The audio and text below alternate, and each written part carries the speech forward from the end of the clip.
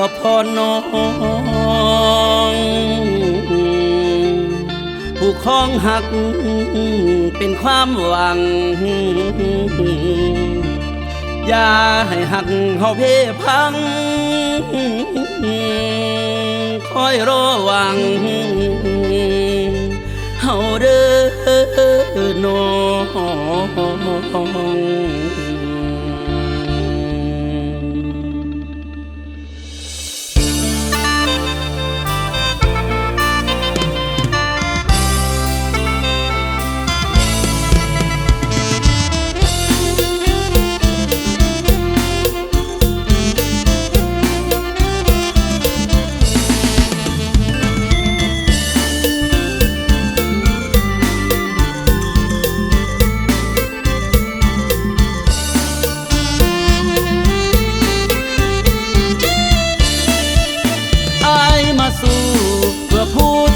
ข้างหลังนี่คือความหวังฝันฝังที่อายยังรอหัวใจของอายจะไม่มีวันท้อถ้าคนที่รอยังคอยให้กำลังใจ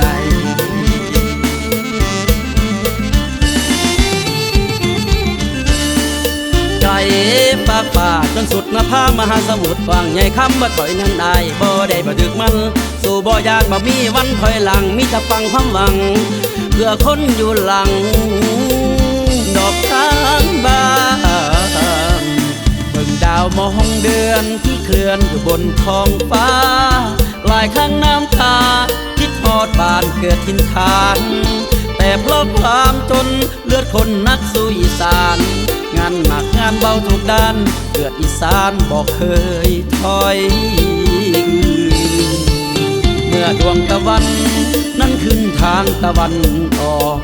หัวใจมันบอกต้องลุกขึ้นสู้ยัดเย็นลมพายุฝนแรงฝันนั้นโต้ลมคืนตะวันตกดินสิ้นแสงใกล้แรงค่ำคืนทุกก้าวฝ่าฟันยันพื้นยืนสู้เพื่อผู้อยู่หลัง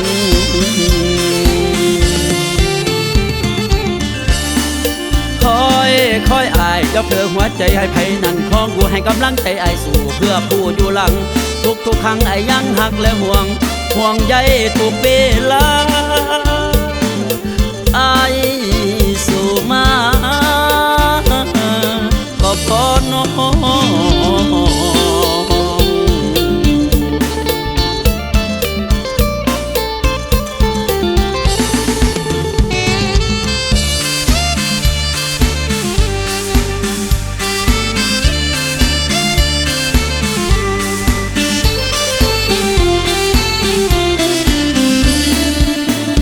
ดวงตะวันนั้นขึ้นทางตะวันออกหัวใจมันบอกต้องลุกขึ้นสู้ยัดเย็นลมพายุฝนแรงฝันนั้นโต้ลมคืนตะวันตกดินสิ้นแสงใกล้แรงค่ำคืนทุกก้าวฝ่าฟันยันพื้นยืนสู้เพื่อผู้อยู่หลัง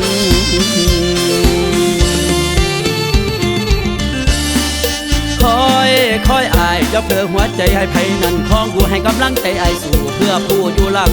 ทุกครั้งอายยังหักและห่วงใยทุกเวลาอาย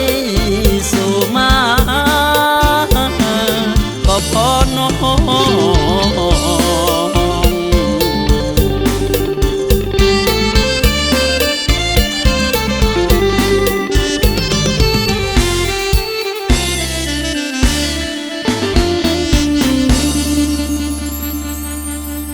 ฝันถึงฝั่ง